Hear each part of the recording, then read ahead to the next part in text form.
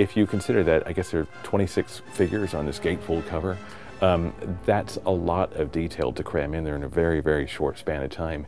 Add to that the approvals process, because every artist had to obviously give permission to be depicted in that way.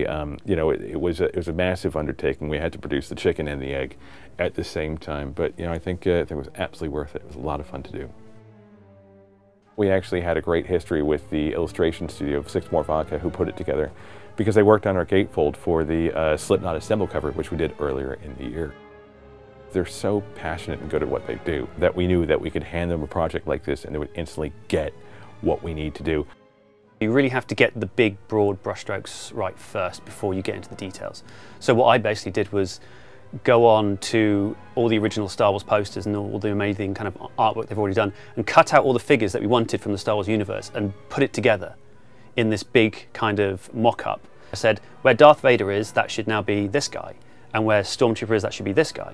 And then they basically took all those elements from heavy metal and kind of blended them together with Star Wars. And the good thing is, because they're fans of both Star Wars and the music, it was easy. I'm Gérald Parel.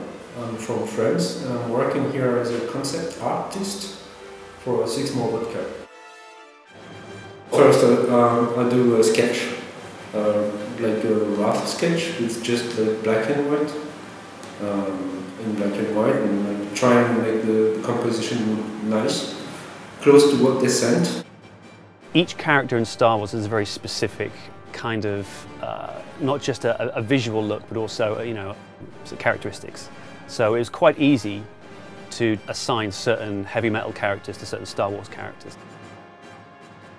Loz is a perfect Luke Skywalker for me because he's a relative unknown. We sense the Force in him, and yet he is not a Jedi. You know, while she sleeps, they have been so the story of 2013.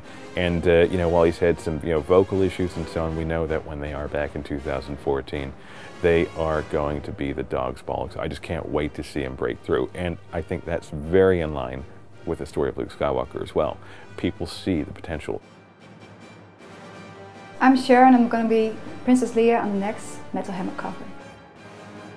I think it's pretty cool, especially for the guys in the band, because two guys, Mike, the drummer, and Ruud, the guitar player, one of the two guitar players, are really big Star Wars fans.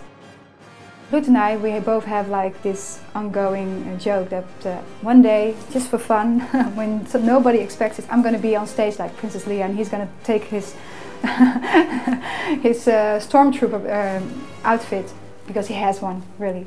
And Mike has one as well. He's going to put it on and go on stage with it. I don't know how he's going to play guitar though, but don't ask me. That's going to be his challenge.